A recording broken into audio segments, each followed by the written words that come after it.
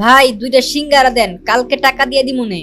কি রে প্রেমিস, তুই আমাদের কলেজে পড়ালেখা কইরা তুই ফুটপাতে এসে 20 টাকা সিঙ্গারা খাইতেছস, তাও আবার বাকিতে? আহারে, তোর জন্য আমার অনেক কষ্ট হয়। আচ্ছা চল তুই আমার সাথে, আমি তোরে আজকে একটা 5 স্টার হোটেলে নিয়ে খাওয়ামু। প্রিমিস গরিব হওয়ার কারণে কলেজের ছেলেমেয়েরা প্রিমিসকে নিয়ে অনেক মজা করে, অপমান করে। আজকে কলেজের একটি বড়লোক মেয়ে বিলকিস প্রিমিসকে বাকিতে সিঙ্গারা কিনতে দেখে ফেলে, আর সেটা দেখে সে প্রিমিসের সাথে মজা নিতে থাকে আর অপমান করতে থাকে। প্রেমিস, মানলাম তুই গরিব ফকির, তো কি হইছে, আমার কাছে তো অনেক টাকা আছে, প্রতিদিন কুত্তারে খাওয়াই, আজকে তরে খাওয়ামু। আমি তোরে যেই রেস্টুরেন্টে নিয়ে যাইতাছি এইটা তুই জীবনে চোখেই দেখোস নাই। বিলকিস প্রিমিসকে যে রেস্টুরেন্টে নিয়ে যাবে সেটার নাম শুনে প্রিমিস রাজি হয়ে যায়। প্রিমিসের কোনো ধারণাই ছিল না ওই রেস্টুরেন্টে যাওয়ার পর যে কি একটা ঝাটকা খেতে হবে, কারণ এই রেস্টুরেন্টের মধ্যে বিলকিসের বয়ফ্রেন্ড বসেছিল আগে থেকেই। বিলকিস, এই প্রিমিস তোমার সাথে কি করে? এই ফকিররে তোমার সাথে রেস্টুরেন্টে কেন নিয়ে আইছো? আজকে কুত্তার জায়গায় এই ফকিরনের পোলা প্রিমিস রে কি খাওয়াইবা নাকি? শান বেবি, এমনিই নিয়ে আসছি ওরে, ওই দেখুক আমাদের মতো বড় লোকেরা কত দামি রেস্টুরেন্টে খাওয়া দাওয়া করি, ওই বুঝুক ওর কোনো ক্ষমতাই নাই আমাদের সাথে মিশার। ও যে কয় টাকা মাসে কামায় তত দিয়ে রেস্টুরেন্টে একবেলা খাবারও পাওয়া যাবে না। আচ্ছা তুমি আমার এখানে এসে বসো, আমি ওয়েটারকে ডাক দেই। এ ওয়েটার, এদিকে আসো। এরপর ওয়েটার তাদের অর্ডার নেওয়ার জন্য আসে। আজকে আমরা প্রেমিসের জন্য স্পেশাল কিছু অর্ডার করব, জীবনে তো খাই নাই এগুলা। আরে প্রিমিস চৌধুরী সাহেব, আপনি এখানে? স্যার আমি আপনাকে দেখি নাই, সরি স্যার, আমাকে মাফ করবেন। প্রিমিসকে দেখে ওয়েটার আশ্চর্য হয়ে যায় আর ওইখান থেকে চলে যায়, কিন্তু বিলকিস আর বিলকিসের বয়ফ্রেন্ড এটা দেখে একেবারে অবাক হয়ে যায়, আর তারা দুজনেই বুঝতে পারে না ওখানে কি হলো। প্রিমিস, তোমার এই ওয়েটার চৌধুরী স্যার কেন বললো? তার মানে কি তুমি এই হোটেলে আগেও আসছো? খুব তাড়াতাড়ি সব বুঝতে পারবে। কিছুক্ষণ পরে ওয়েটার 50,000 টাকা দামের একটা কোল্ড ড্রিঙ্কস নিয়ে আসে ওখানে আর বলে, চৌধুরী স্যার, এই যে নেন আপনার ফেভারিট কোল্ড ড্রিঙ্কস। এত দামি কোল্ড ড্রিঙ্কস? এই প্রিমিস, এত দামি কোল্ড ড্রিঙ্কস এর বিল কি তোর আব্বু দিব নাকি? এটা শুনে প্রিমিস একটু হাসতে থাকে, আর ঠিক তখনই ওয়েটার বলে, প্রিমিস চৌধুরী স্যারের বিল দেওয়ার কোনো দরকার নাই। মানে কি? হোয়াট? 20 টাকার সিঙ্গারা বাকিতে খাওয়া প্রিমিসের কাছ থেকে 50,000 টাকার কোল্ড ড্রিঙ্কস এর টাকা ওয়েটার কেন নিচ্ছে না? ওয়েটার প্রিমিসকে চৌধুরী স্যার কেনই বা বলতেছে? কে এই প্রিমিস? জানতে চাইলে দিবস গেমিং এর ফুল ভিডিওটি দেখতে থাকুন। প্রিমিস খুব সাধারণ একটি ছেলে, সব সময় ময়লা সেলাই করা জামা কাপড় পরে কলেজে আসতো। প্রিমিস কলেজে পড়াশোনার পাশাপাশি একটি রেস্টুরেন্টে ফুড ডেলিভারির কাজ করে, সেখানে সে মাত্র 8,000 টাকার বেতন পায়। আর মজার ব্যাপার হলো, প্রিমিস যে কলেজে পড়ে সেখানে তার একটি গার্লফ্রেন্ডও ছিল, আর তার নাম হলো সুনাইরা। তো একদিন সন্ধ্যাবেলা যখন প্রিমিস তার ফুড ডেলিভারির কাজ শেষ করে বাসায় যাবে, ঠিক তখনই তাদের রেস্টুরেন্টে একটি অর্ডার আসে, আর তখন সেই রেস্টুরেন্টের ম্যানেজার প্রিমিসকে ডাকে এবং বলে, এই প্রিমিস দাঁড়াও, একটা খাবারের অর্ডার আসছে, এটা তুমি ডেলিভারি দিয়ে আসো। স্যার আমার তো ডিউটির টাইম শেষ, আর আমি এখন অনেক ক্লান্ত। কলেজ থেকে ফিরে এখনো কিচ্ছু খাই নাই, আমার কলেজের অ্যাসাইনমেন্টও বাকি আছে। স্যার আপনি এই অর্ডারটা অন্য কাউরে দিয়ে ডেলিভারি করায় দেন। তোমার তো সাহস কম না, তুমি আমার মুখের উপর তর্ক করো। আমাদের বাকি ফুড ডেলিভারি বয়েরা এখন বিজি আসছে, এটা তোমারই এখন দিতে হবে। স্যার এখন আমার খুব দুর্বল লাগতেছে, না হলে আমি ডেলিভারিটা দিয়ে আসতাম, আর এই অবস্থায় সাইকেল চালা যেতে হয়তো আমি পারবো না। তোমাকে চাকরি দেওয়া আমার ভুল হয়েছে, কোনো কাজ দিলে তুমি এমন ফালতু অজলাত দেখাও, চাকরি থেকে বাদ দিলে তখন দেখা যাবে চাকরি কোথায় পাও। তুমি চালো আমার বাইকটা নিয়ে খাবারটা পৌঁছে দিয়ে আসো। আচ্ছা ঠিক আছে, আমি যাচ্ছি। প্রিমিস এই ক্ষুধার্ত শরীর নিয়েও খাবার ডেলিভারি দিতে রাজি হয়। যদিও তার কাজের সময় শেষ হয়ে গিয়েছে, তারপরেও ম্যানেজারের কথায় তার চাকরি হারানোর ভয়ে সে যেতে বাধ্য হয়। তাই সেই কথা চিন্তা করে রেস্টুরেন্ট থেকে খাবার নিয়ে বের হয় ডেলিভারি দেওয়ার জন্য। A few moments later. আরে কত সুন্দর বাইক! ইস, এরকম একটা বাইক যদি আমার থাকতো, এই বাইক দিয়ে সোনাইরাকে নিয়ে ঢাকা শহরের অলিতে গলিতে নিয়ে ওকে ঘুরতাম। সুনাইরা হচ্ছে প্রিমিসের গার্লফ্রেন্ড, আর সুনাইরা বাইক অনেক পছন্দ করে। প্রিমিস যেহেতু সুনাইরাকে অনেক ভালোবাসে, সে তার বেতনের টাকা থেকে যখনই কিছু টাকা বাঁচাতে পারে সুনাইরার জন্য গিফট কিনে নিয়ে আসে। প্রিমিস মনে করে সুনাইরা তার পাশে সারা জীবন থাকবে। সুনাইরা প্রিমিসকে অনেক ভালোবাসে, এটাও সে মনে করে। আর তারপর প্রিমিস ফুড ডেলিভারি দেওয়ার জন্য তার গন্তব্যে পৌঁছে যায়, আর সেটি ছিল একটি দামি হোটেল। হোটেলের ভিতর যখনই রুমে নক করে, আর তখন ভিতর থেকে দরজা খুলে দেয় একটি মেয়ে। সেই মেয়েটি আর কেউ নয়, সেটি ছিল প্রিমিসের গার্লফ্রেন্ড সুনাইরা। আরে সুনাইরা, তুমি এখানে কি করতেছো? তোমার সকাল থেকে মেসেজ দিতাছি, ফোন দিতাছি, কোনো রিপ্লাই নাই। আচ্ছা ওয়েট, তুমি কি খাবার অর্ডার দিছো? আর তুমি হোটেলে কি করতেছো তোমার বাসায় রাইখা? এই ডেলিভারি বয়ের সাথে তো কিসের কথা? আরে প্রিমিস দেখি আমাদের কলেজে পড়ালেখা করে সেই ছেলে এখন ফুড ডেলিভারি বয়। সুনাইরার সাথে এখন যাকে যাকে দেখছেন সে হচ্ছে রাসেল। প্রিমিসরা যেই কলেজে পড়তো সেই কলেজের ম্যানেজমেন্টের দায়িত্বে থাকা একজন বড় লোকের ছেলে। সেও ওই কলেজেই পড়ালেখা করে।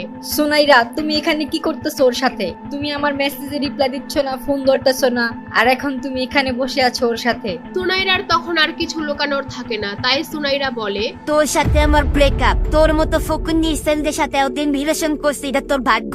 তোর তো একটা বাইক কেনার সামর্থ্য নাই, আমাকে কোথাও ঘুরতে নিয়ে যাস না। তোর মতো ফকিনের পোলার সাথে কে রিলেশন রাখবে রে? প্রিমিস সুনাইরার কথা শুনে যেন তার মাথায় আকাশ ভেঙে পড়লো। প্রিমিস সুনাইরাকে নিয়ে এত স্বপ্ন দেখতো, আর সেই সুনাইরা তার সাথে এই কাজ করলো। প্রিমিস একদম নীরব হয়ে ওইখান থেকে চলে আসতে থাকে। সারাদিন না খাওয়া, তার মধ্যে এত বড় ধাক্কা, সে একদম ভেঙে পড়ে। আর ঠিক তখনই কাহিনীতে আসে নতুন টুইস্ট। তার ফোনে একটি মেসেজ আসে, আর সেখানে লেখা থাকে প্রিমিস চৌধুরী আজকে থেকে তার অভাবী জীবন থেকে মুক্ত, আর তার ব্যাংক অ্যাকাউন্টে 500 কোটি টাকা অ্যাড হয়েছে, এবং সে তার পরিবারের গরিবী পরীক্ষায় পাশ করেছে। আপনারা হয়তো ভাবছেন এটা আবার কিসের পরীক্ষা। চৌধুরী ইন্ডাস্ট্রির একমাত্র ছেলে ছিল প্রিমিস। তাদের চৌধুরী পরিবারের একটা নিয়ম ছিল, তাদের পরিবারের ছেলেদের তারা ছোটবেলা থেকেই সমস্ত সম্পত্তি ও টাকা পয়সা থেকে বঞ্চিত করে দেয় এবং গরিব অবস্থায় ছেড়ে দেয়। একটা সময় গিয়ে যখন তাদের 21 বছর বয়স পূরণ হয়, তখন তারা তাদের সমস্ত সম্পত্তি ফিরে পায়। আর সেই দিনটি ছিল আজকে। কি হবে এখন? কি করবে এখন প্রিমিস? কি হতে যাচ্ছে প্রিমিসের সাথে?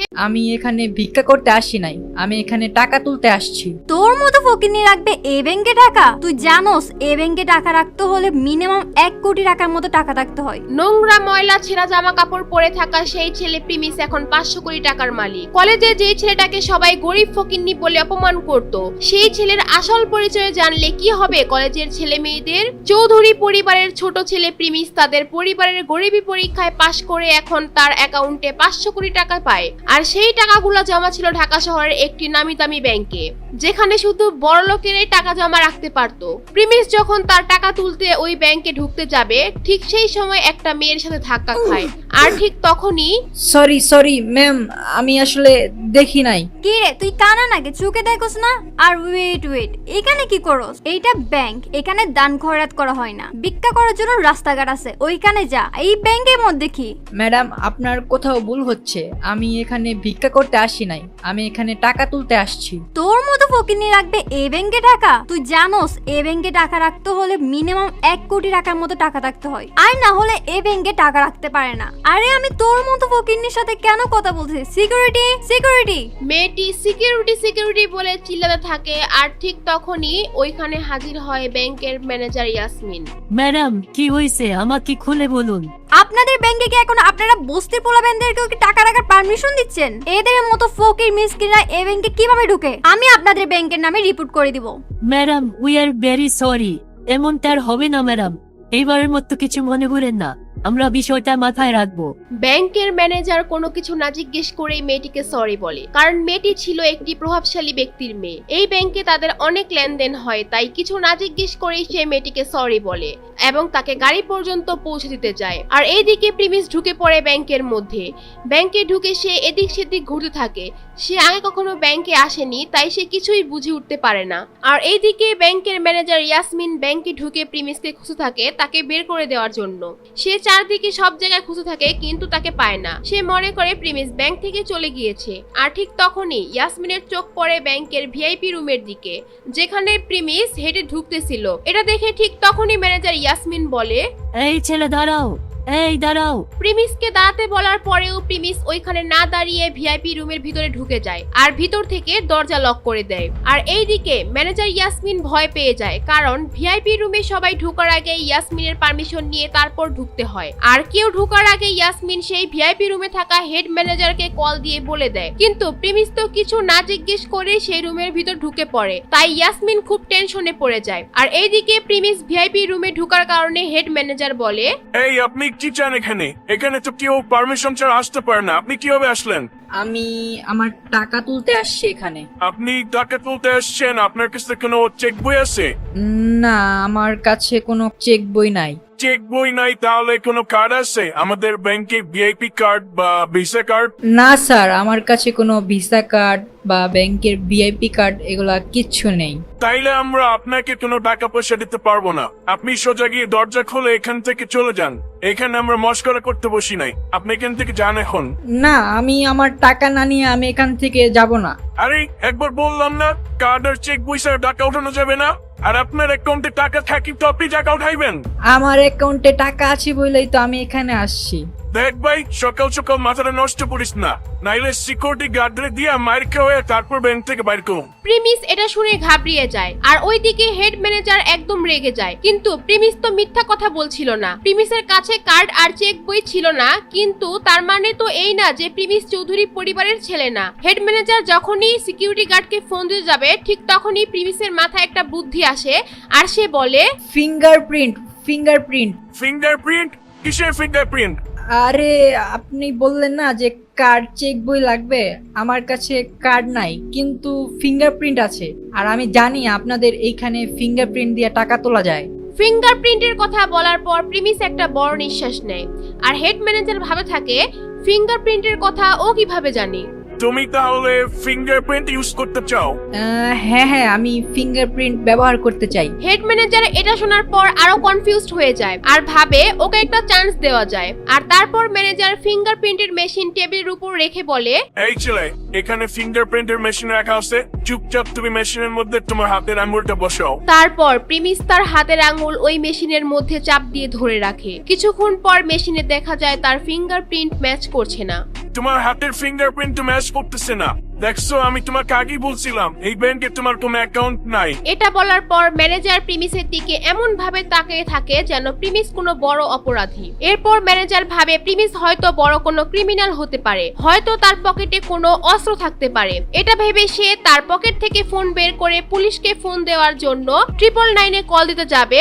সেটা দেখে প্রিমিস একদম ঘাবড়িয়ে যায়। 500 কোটি টাকার মেসেজ দেখে খুশিতে তো ব্যাংকের মধ্যে চলে এসে পড়ে, কিন্তু সে বুঝে নাই যে সে এখানে এসে এত বড় একটা সমস্যায় ফেসে যাবে। তো তারপর কি হবে? প্রিমিস কি হেড ম্যানেজারকে পুলিশকে ফোন দেওয়া থেকে থামাতে পারবে? আর প্রিমিসের 500 কোটি টাকার মেসেজ যে এসেছিল ওইটা কি তাহলে ফেক ছিল? এগুলো সবাই দেখে আসছে কলেজে, ভূতা গেঞ্জিওয়ালা আসছে। কিরে ভাই, আজকে সূর্য কোন দিক দিয়ে উঠছে? এই ফকিরে লেট করে কলেজে আসলো যে? কিরে প্রিমিস, তোর কি জামা কাপড় নাই? প্রতিদিন এক জামা কাপড় পরে আস, তোর কি একটু লজ্জা করে না রে?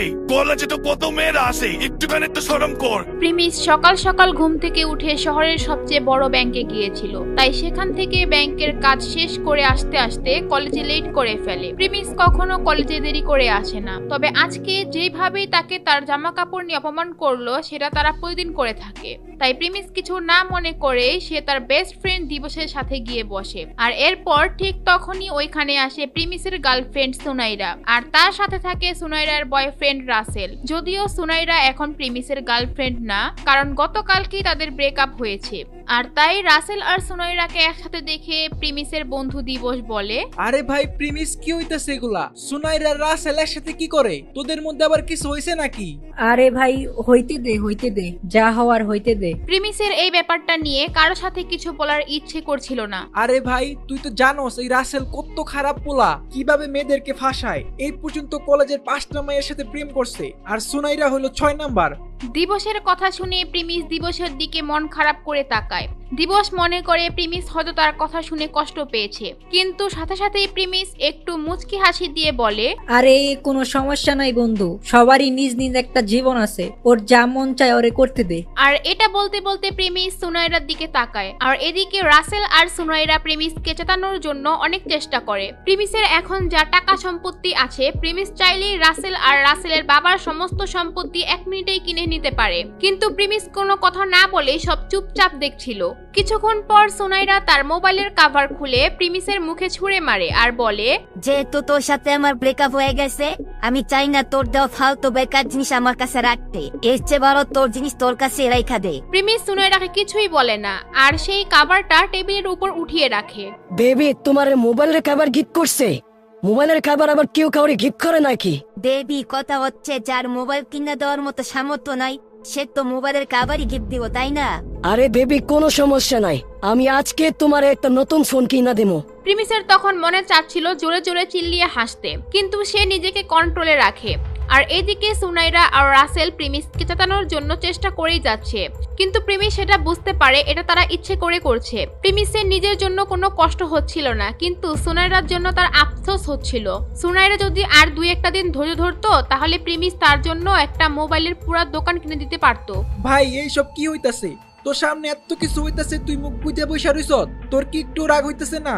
না রে ভাই, যা হইতাছে ভালোই হইতাছে, আর যা হবে তা তো ভালোর জন্যই হবে, বাদ দে। এরপর রাসেল আর সুনাইরা প্রিমিসের দিকে তাকিয়ে দেখে যে প্রিমিস বেশ হাসি খুশি আছে। তারা প্রিমিসকে জেতানোর জন্য কত চেষ্টা করলো, কিন্তু প্রিমিসের এমন ভাব ধরে বসেছিল যেন তাদের মধ্যে কোনো সম্পর্কই ছিল না। তারপর তারা প্রিমিসকে আরো জেতানোর চেষ্টা করে। তাই এইবার প্রিমিস বলে, সুনাইরা তুমি এগুলা কেন করতেছো? তুমি এখানে কি বোঝানোর চেষ্টা করতেছো? এই কথা শুনে সুনাইরার বয়ফ্রেন্ড রাসেল চেতে যায়, আর সে রেগে বলে, এই ফকিন্নির পোলা চুপ কর। আজকে পড়তে কাছি তোরে সোনাইরা নিয়ে কিছু বলতে দেই, আর ওর থেকে তাকাইতে দেই, তোরা হাত দিয়ে ঘোরা ঘোরা করে বাবামো। থাম ভাই, এগুলার কোনো দরকার নাই। না আমি ফালতু জিনিস দেখি, না আমি ফালতু জিনিস নিয়ে কথা বলি। এই কথা শুনে তো রাসেল আরো রেগে যায়। আর এইদিকে প্রিমিসের কথা বলা দেখে তার বন্ধু দিবস তো একেবারে অবাক হয়ে যায়। যেই ছেলেটা এতদিন চুপচাপ ছিল সে এত কথার জবাব দিচ্ছে আজকে। আর এইদিকে সুনাইরার বয়ফ্রেন্ড রাসেল তো একেবারে রেগে আছে। প্রিমিসকে মনে হয় মাইর দিতেই আসবে, ঠিক তখনই ক্লাসে আসে একটা মেয়ে, আর সে বলে, সুনাইরা কি হচ্ছে এগুলা? তুই রাসেলের সাথে কি করিস? প্রিমিসের মতো একটা ভালো ছেলেকে ছেড়ে তুই রাসেলের মতো লাফাঙ্গা একটা ছেলের সাথে গেছিস? ছি সুনাইরা, ছি। পাখি, তোর মুখ সামলায় কথা বল, তুই কারে কি বলতেছস? এটা বলার পর সুনাইরার মন একদম খারাপ হয়ে যায়, কারণ পাখি প্রিমিসের হয়ে কথা বলছে। আপনারা হয়তো ভাবছেন এই পাখি আবার কে? পাখি হচ্ছে সুনাইরা আর প্রিমিসের বন্ধু। প্রিমিস আর সুনাইরার মধ্যে যখন ঝামেলা হতো এই পাখি তাদের মিল করিয়ে দিত। আমি যা বলতেছি ঠিকই বলতেছি। সিরিয়াসলি তোর লজ্জা থাকা দরকার ছিল। আমি কোনোদিন ভাবি নাই তুই এমন হবি। প্রিমিসের মতো ছেলে তুই আর কোথাও পাবি না। এগুলা শুনে রাসেল আর কিছু বলতে পারে না, একদম চুপ হয়ে যায়, কারণ পাখি যা বলছিল তা একদম সত্যি কথা ছিল। এরপর পাখি প্রিমিসের সামনে গিয়ে সুনাইরাকে বলে, তুই এত তাড়াতাড়ি সব কিভাবে ভুলে গেলি? তুই যখন অসুস্থ ছিলি তোর জন্য ও খাবার নিয়ে যাইতো, তোর কলেজের অ্যাসাইনমেন্ট করে দিত, তোর সবকিছু গিফট দেওয়ার জন্য কত কষ্ট করে টাকা জমাইতো। পাখির মুখে এই কথা শুনে সুনাইরা চুপ হয়ে যায়, আর প্রিমিস তার মাথা নিচু করে ফেলে। আর সুনাইরার কথা মনে পড়ে যায় তার। প্রিমিস সুনাইরাকে অনেক ভালোবাসতো। প্রিমিসের কাছে হয়তো তেমন টাকা ছিল না, কিন্তু সে সুনাইরাকে খুশি রাখার জন্য তার সাধ্যমতো চেষ্টা করত।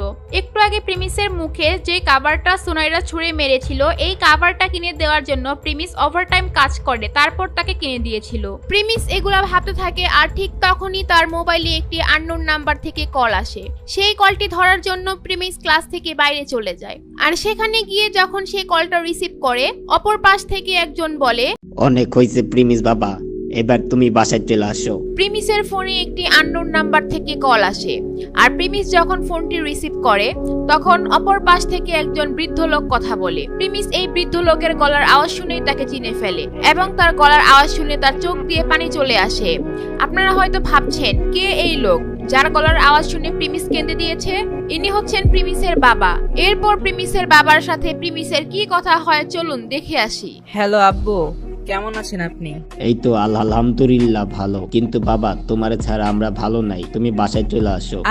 আসবো, আমার এখন সামনে কলেজে পরীক্ষা, এখন একটু ব্যস্ত আছি। বাবা তুমি জলদি বাসায় এসে পড়ো, তোমার জন্য একটি মেয়ে দেখছি, তুমি বাসায় আসলে তোমার বিয়ের ব্যবস্থা করব। এটা শুনে প্রিমিস একটু চমকে যায়, কারণ প্রিমিসের গার্লফ্রেন্ড সুনাইরার সাথে তার রিসেন্টলি ব্রেকআপ হয়েছে।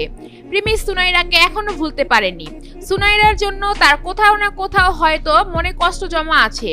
এরপর প্রিমিস বলে, আব্বু ওইগুলা পরে দেখা যাবে, আমি এখন একটু কল রাখি, কলেজে আসি, একটু ব্যস্ত, পরে ফোন দিবনে। এটা বলে প্রিমিস ফোন কেটে দেয়, কারণ প্রিমিসের মনটা খুব খারাপ ছিল। আর ঠিক সেই সময় ওইখানে হাজির হয় প্রিমিসের বন্ধুরা। তারা ক্লাস থেকে এখানে আসে শুধু প্রিমিসের জন্য, কারণ তারা জানে আজকে প্রিমিসের অনেক মন খারাপ। তাই পাখি বলে, প্রিমিস মন খারাপ করো না, যা হয়েছে ভালোর জন্যই হয়েছে। সুনাইরার আসল চেহারা আমাদের সামনে চলে আসছে। এটা যদি আরো দেরিতে হইতো তাহলে তুমি আরো বেশি কষ্ট পাইতা। সুনাইরাকে নিয়ে তোমার আর কোনো চিন্তা করার দরকার নাই। এখানে পাখি কি প্রিমিসকে সান্ত্বনা দেওয়ার জন্য চেষ্টা করছিল, নাকি পাখির মনেও প্রিমিসের জন্য ভালোবাসা ছিল, এগুলো আমরা পরে জানবো। এরপর প্রিমিসের বন্ধু দিবস বলে, আরে প্রিমিস বন্ধু, টেনশন করার কিচ্ছু নাই, একটা গেলে আরেকটা আইবো, আমরা তো আছি তোর সাথে নাকি? প্রেমিস তুমি আজকে সুনাইরার কাছ থেকে মুক্ত হইছো, এই উপলক্ষে আজকে আমি তোমারে ট্রিট দিমু। বন্ধু চলো আজকে আমরা বাইরে গিয়ে খাওয়া দাওয়া করি, অনেক দিন হয়েছে বাইরে খাওয়া দাওয়া করি না। কলেজের ক্যান্টিনের খাবার খাইতে খাইতে আমরা বোর হয়ে গেছি। এরপর তারা প্রিমিসের ডিসিশনের জন্য অপেক্ষা করছিল। আচ্ছা ঠিক আছে, আমরা রেস্টুরেন্টে যাব, কিন্তু এইবার ট্রিট আমি দিব, তবে আজকে না। আর এইবার আমরা রাস্তার কোন রেস্টুরেন্টে খাবো না, আমরা কলেজ থেকে সামনে একটা যে বড় রেস্টুরেন্ট আছে না, ওই রেস্টুরেন্টে যাব। এটা শুনে তো দিবস আর পাখি একদম অবাক হয়ে যায়, কারণ প্রিমিস যে রেস্টুরেন্টের কথা বলতেছে ওইটা অনেক এক্সপেন্সিভ রেস্টুরেন্ট, যেখানে খেতে অনেক টাকা পয়সা লাগে। পাখি তো ভাবতেছে প্রিমিস এত টাকা কোথায় পাবে, আর দিবস ভাবতেছে প্রিমিস আবার পাখির প্রেমে পড়ে গেল না তো, জোশের বসে উল্টাপাল্টা কিছু বলে দিল না তো। প্রিমিস মাসে যে টাকা ইনকাম করে তা দিয়ে ওই রেস্টুরেন্টে একবেলা খাওয়াও হবে না, কিন্তু তারা তো জানে না প্রিমিসের এখন যে টাকা আছে সেটা দিয়ে চাইলে প্রিমিস তাদের দুজনকে সারা জীবন ওই রেস্টুরেন্টে খাওয়াতে পারে। এরপর পাখি বলে, আচ্ছা প্রিমিস থাকো, পরে কথা হবে, আমি ক্লাসে যাই। এরপর পাখি ক্লাসে চলে যায়। আর হঠাৎ তখন প্রিমিসের আরেক বন্ধু সাকিবের ফোনে একটা মেসেজ আসে। ওই কাহিনীতে একটা গইতে গেছে, অমিত আমাদের হোয়াটসঅ্যাপ গ্রুপে একটা মেসেজ দিছে, দেখ ও নাকি মিঙ্গেল হইছে, নতুন গার্লফ্রেন্ড বানাইছে, আর এই উপলক্ষে ও আজকে আমাদের রেস্টুরেন্টে নিয়ে খাওয়াবে বলছে। যাক ভালোই হইছে, অন্তত একজন তো মিঙ্গল হইলো, অনেকদিন তো সিঙ্গেলই ছিল ও। প্রিমিস বন্ধু, তোর রুম খালি করে দিছি, তুই তোর জামা কাপড় নিয়ে হোস্টেলে আইসা পড়িস, এখন আর তোর আলাদা করে থাকা লাগবে না। প্রিমিস আগে দিবস, সাকিব এবং অমিতের সাথে একই হোস্টেলে থাকতো। তাদের মধ্যে কোনো একটি বিষয় নিয়ে ঝামেলা হওয়ার কারণে প্রিমিস ওইখান থেকে চলে আসে। এখন আবার তারাই প্রিমিসকে হোস্টেলে যাওয়ার জন্য বলছে। হঠাৎ কি হইলো যে আমাকে হোস্টেলে আবার আসতে বলতেছো? আরে ভাই পরে বলবো না এগুলা, এখন তুই হোস্টেলে চল, অমিত আজকে আমাদেরকে ট্রিট দিব বলতাছে, চালু যাইতে বলছে, তুই আমাদের সাথে চল। না থাক, তোরাই যা, আমি এখান থেকে কিছু একটা খেয়ে নিব। আরে ভাই চল, এখানে একা একা বোর হয়ে যাবি, তুই আমাদের সাথে চল, আর এখন থেকে তুই আমাদের সাথে হোস্টেলে থাকবি। প্রিমিস তাদের সাথে যাওয়ার জন্য রাজি হয়ে যায়। এরপর যখন তারা হোস্টেলে যায়, ওইখানে বসে থাকে অমিত আর তার গার্লফ্রেন্ড রোশনি।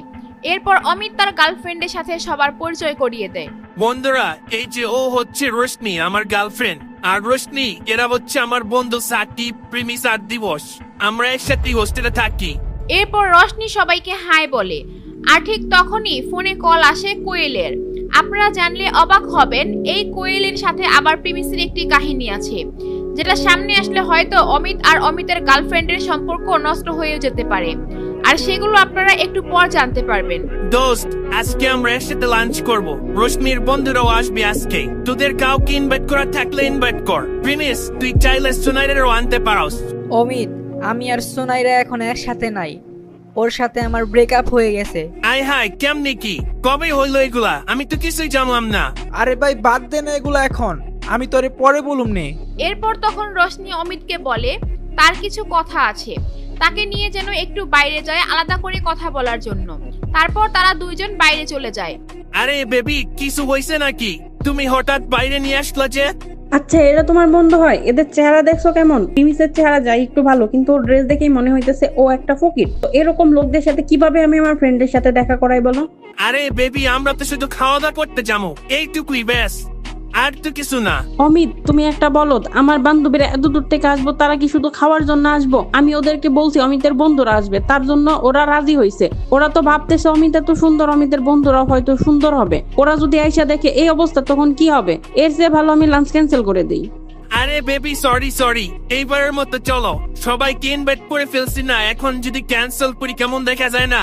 এরপর রোশনি এটা মেনে নেয়, আর সে রেস্টুরেন্টে যাওয়ার জন্য রাজি হয়ে যায়। আর সে বলে তার বন্ধুরা যেন ভালো জামা কাপড় পরে ওখানে যায়। এই কথা শুনে অমিত ওইখানে রুমের মধ্যে চলে যায়, আর তার বন্ধুদের বলে, সাকিব, দিবস, প্রিমিস, তোরা সবাই ভালো একটা জামা কাপড় পরে রেস্টুরেন্টে যাইস, বুঝেছি তো? রোস্টেড বান্ধবীরা আসবে, আর দিবস তুই প্রিমিস একটা ভালো জামা দিস।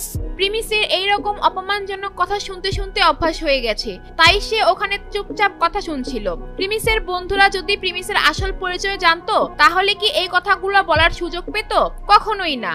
যাই হোক, এইদিকে অমিতের গার্লফ্রেন্ড রশনি তার বান্ধবী কোয়েলের সাথে ফোনে কথা বলছিল। তার বান্ধবী কোয়েল নাকি সকালে ব্যাংক থেকে বের হতে যাওয়ার সময় একটি ছেলের সাথে ধাক্কা খায় এবং ব্যথা পেয়েছিল। তাহলে এখন কি আপনারা বুঝতে পারছেন প্রিমিসের সাথে রশনির বান্ধবীর কিসের কানেকশন? হ্যাঁ গাইস, আপনারা ঠিকই ভেবেছেন, প্রিমিসই সকালে রশনির বান্ধবী কোয়েলের সাথে ধাক্কা খেয়েছিল। কোয়েল যখন রেস্টুরেন্টে এসে প্রিমিসকে দেখতে পাবে, কি হবে তখন? কোয়েল আর প্রিমিসের ঘটনার জন্য রশনি আর অমিতের ব্রেকআপ হয়ে যাবে না?